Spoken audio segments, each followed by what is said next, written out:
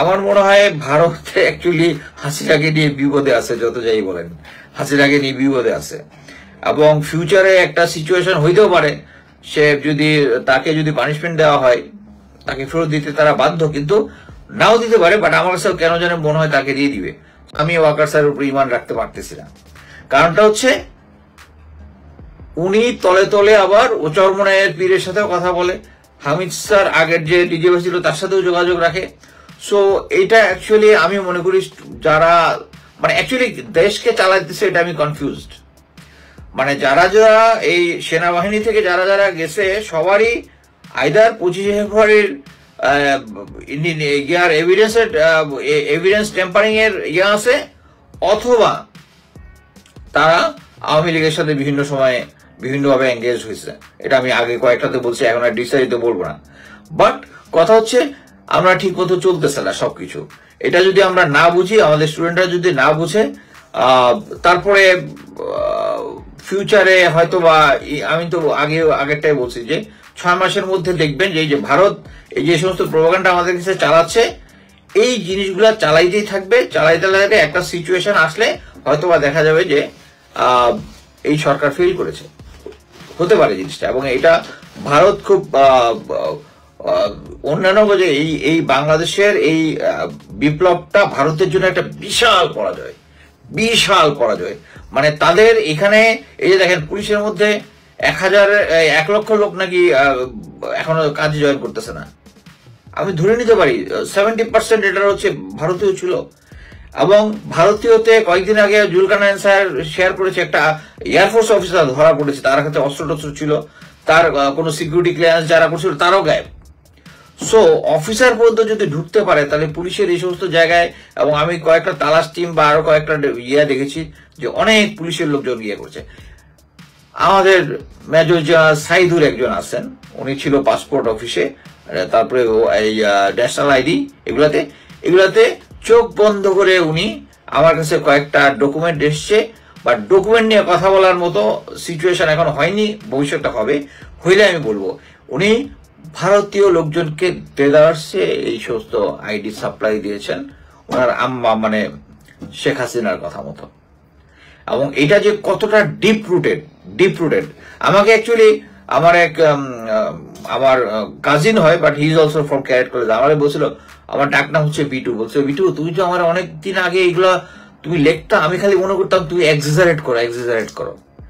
But এখন বুঝতেছি না, এভরিথিং ইজ রিয়াল। স্টিল ইন্ডিয়ার কনস্পিরেসি ইজ রিয়াল। আমরা এখনো রিয়েলাইজ করতে পারতেছি না। তারা আমাদেরকে সিকিমের কাছাকাছি একটা সিচুয়েশনে নিয়ে গেছিল।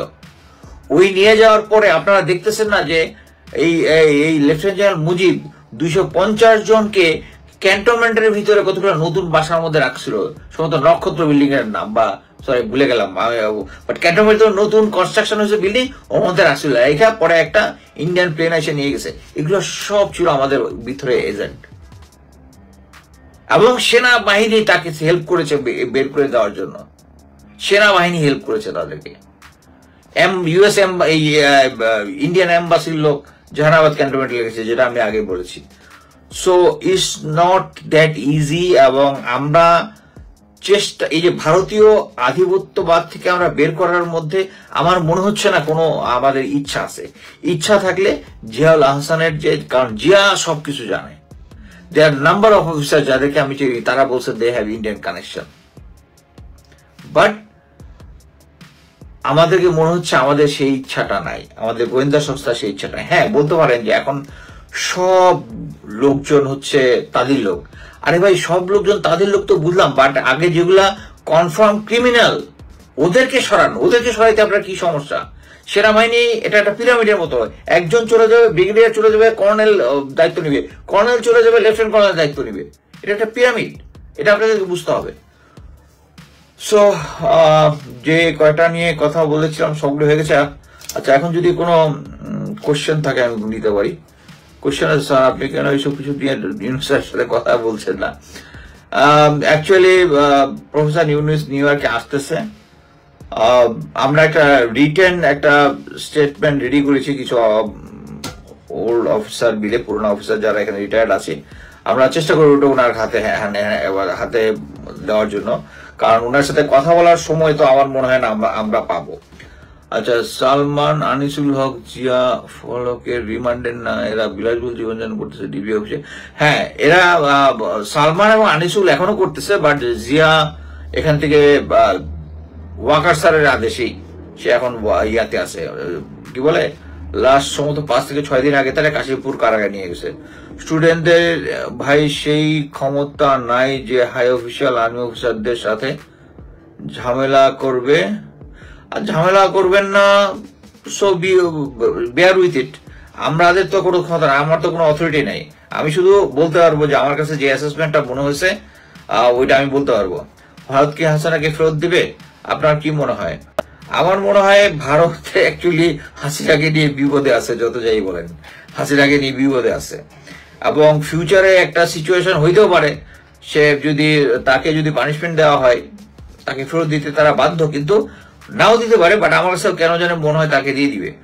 আরাফাত স্টিল আন্ডার ডিজিফাই, আমার তথ্য অনুযায়ী তাই। মইনি আহমেদের বক্তব্য নিয়ে কিছু, মইনি আহমেদ তার নিজের চামড়া বাঁচানোর জন্য বাংলাদেশ আর্মিকে জাস্ট পিছাই দিছে এই লোকটা, জাস্ট মানে এটা বিএনপির একটা রং ডিসিশন ছিল, তাকে 6 জন ইয়া করে তাকে সেনাপ্রধান বানিয়েছে। Is a coward. 25 পরে হয়তো না যদি সে অন্য কোনো সেনাপ্রধান থাকতো। আপনার কি মনে হয় আইন শৃঙ্খলা কন্ট্রোল সরকারের ব্যর্থ? এই ব্যর্থতার জন্য সরকারকে এতটা দোষ দিয়েন না, তার কারণটা একটাই, কারণ বুঝতে হবে যে পুলিশ বাহিনী নাই, পুলিশ বাহিনী এখন ঠিক মতো কাজ করতেছে না। আমি যেটা শুনছি 1 লক্ষর মতো লোক নাকি এখন জয়েন করে নাই। বাট আমি একটা জিনিস মনে করি যে যেহেতু আমি সেনাবাহিনী হয়তো এটাই বলবো, বর্তমানে সেনাবাহিনীর প্রায় 200-250 অফিসার অ্যাকচুয়ালি অ্যাপ্লিকেশন করেছে, তাদেরকে এই গত 15-16 বছরে অনেকে যারা আনফেয়ারলি চাকরি থেকে তাদেরকে সরানো হয়েছে তারা অ্যাপ্লাই করেছে। আমার মনে হয় যে এই অফিসার গুলোকে বিভিন্ন পজিশনে, যদিও আমি দেখলাম পিনাকিদা মানে আর্মিকে পুলিশে অ্যাডজাস্ট করতে ইচ্ছুক না, বাট আমি মনে করি ইট উইল বি এই ক্রাইসিস সিচুয়েশনে আমরা যদি সেনা অফিসার যারা যে চাকরির যে তার বয়স, লেন্থ, এগুলা চিন্তা করে আমার মনে হয় পুলিশে আমরা অ্যাডজাস্ট করতে পারি, বা অ্যাডমিনিস্ট্রেশনের বিভিন্ন জায়গায় অ্যাডজাস্ট করতে পারি বাই সিং হিজ কোয়ালিফিকেশনটা অ্যাডজাস্ট করে। আমি মনে করি করা উচিত, কারণ অবশ্যই চেক করে।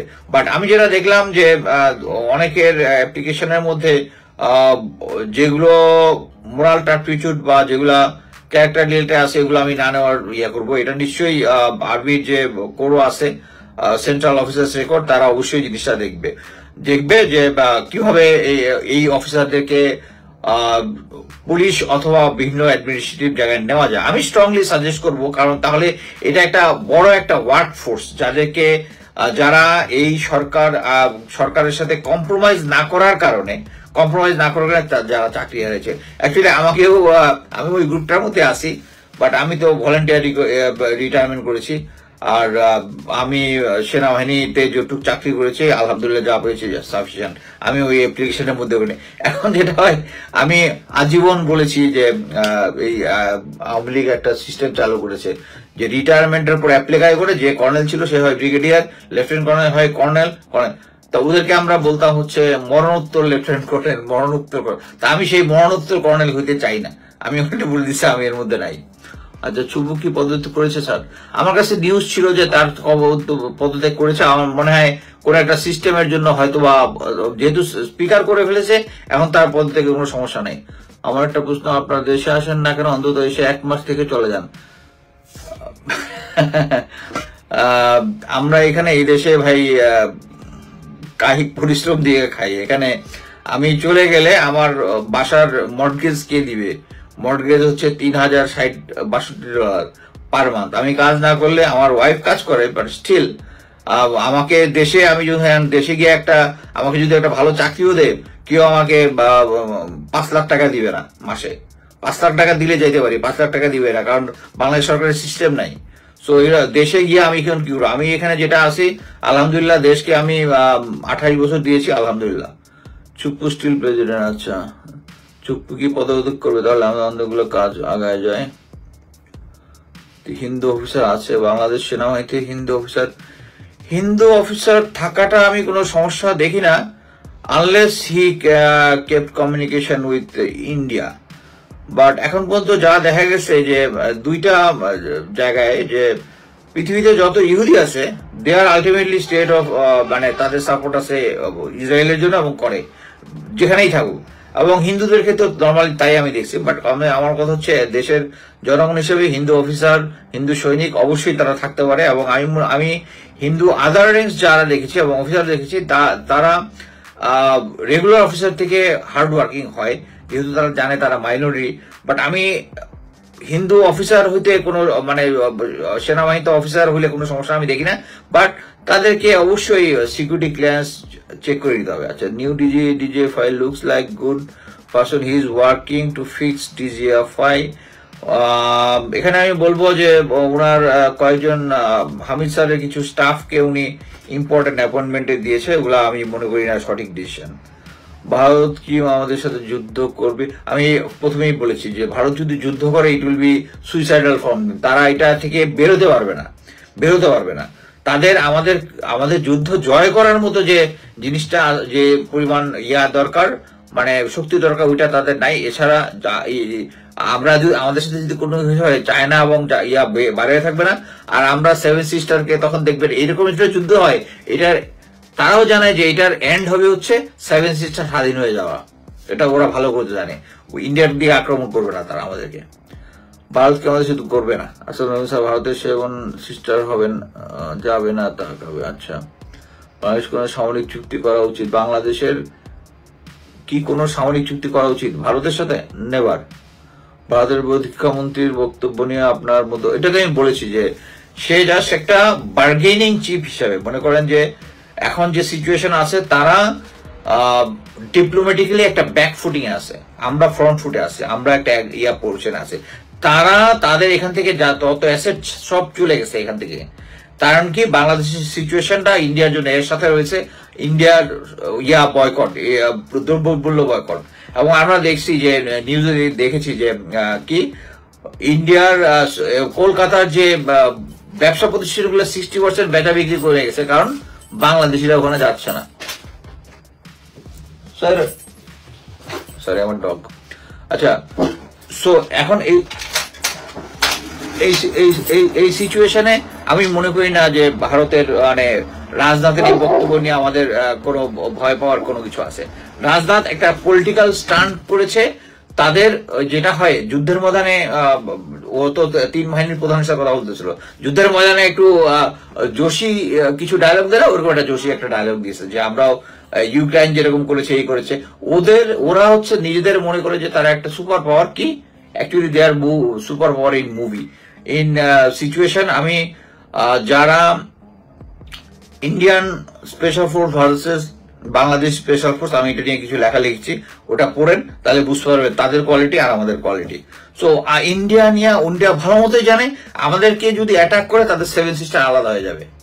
সো আমি ওইটা নিয়ে কোনো থ্রেট মনে করতেছি না। ঠিক আছে, থ্যাংক ইউ ভেরি মাচ। অনেকক্ষণ কথা বললাম, আমি কাজে আছি যেহেতু, কিছুক্ষণ পরে হয়তো আমাকে আবার কয়েকটা কাজে যেতে হবে। থ্যাংক ইউ ভেরি মাচ, আল্লাহ হাফেজ।